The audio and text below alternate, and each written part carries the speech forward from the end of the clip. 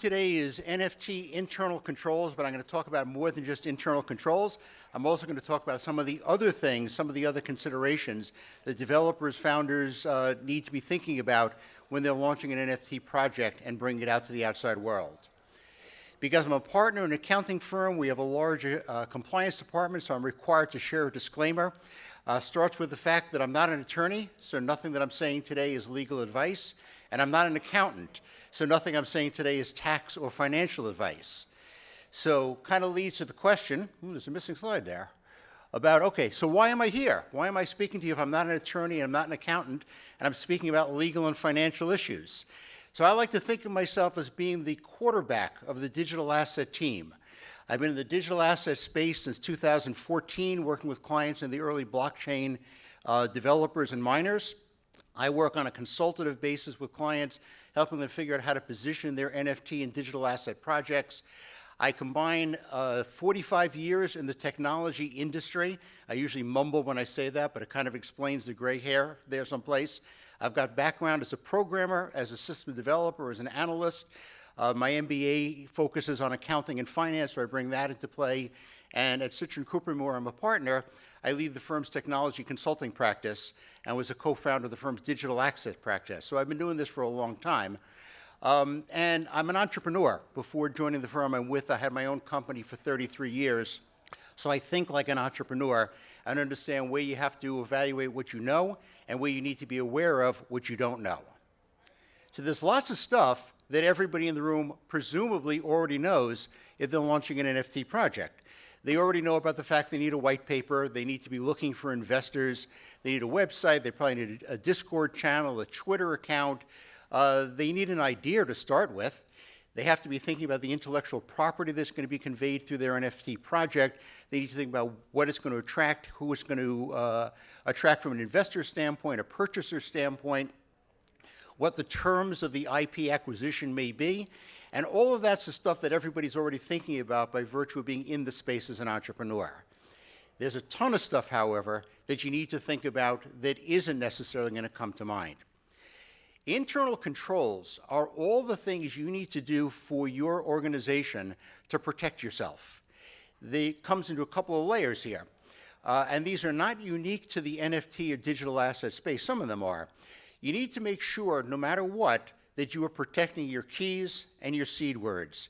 If you lose your keys, no matter how great your project may be, you've suddenly lost access to your assets, to your tokenization, to your marketplace. Protect that stuff. In the NFT world, you need to extend that into thinking about your NFT storage. Understand if you have assets that are being stored in a third-party facility or hosting center, understand what protections they have so that the underlying assets are not compromised, they're not lost, there's not a question about a breach where your NFT host may lose the assets they're holding for you.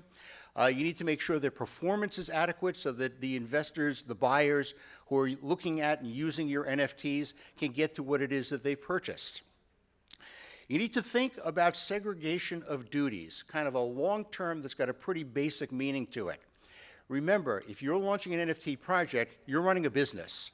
Presumably, you're in this to make money.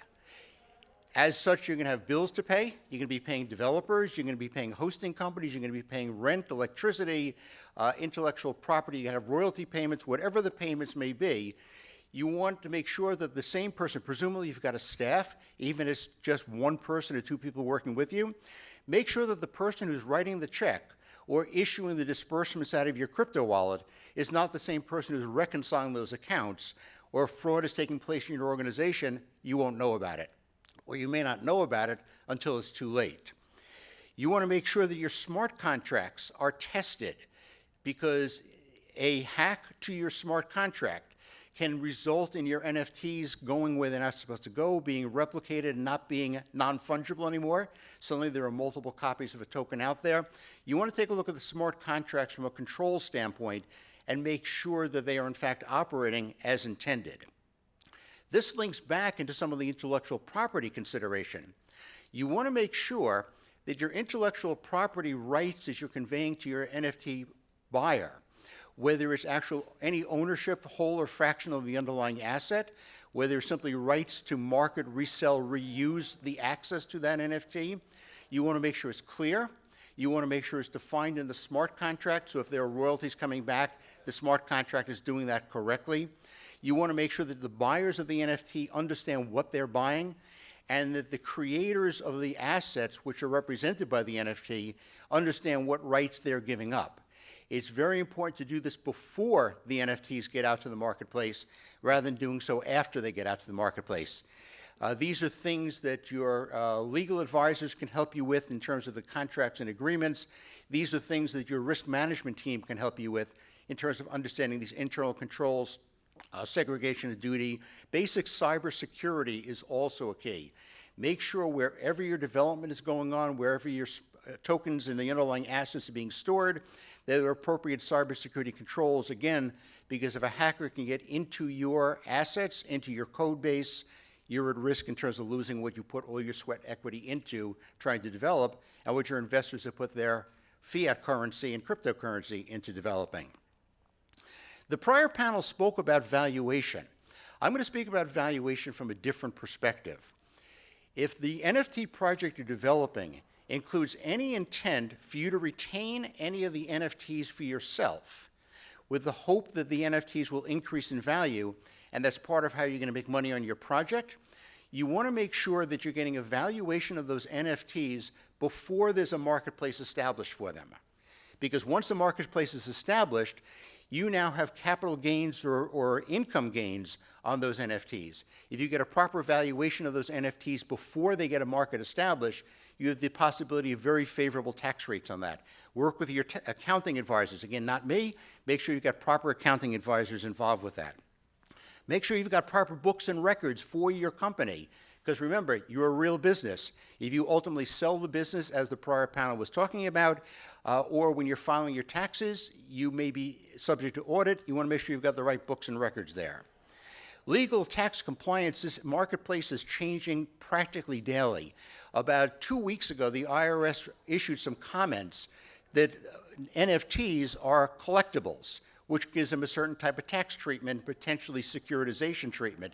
But there is a concept in the evaluation of NFTs called a look-through analysis, which means it doesn't matter what you say your NFT is. What matters is what the NFT really is. We're working with one client right now that's got an NFT that represents fractional shares of real estate sitting underneath it. There's a DAO component laid on top of the NFT.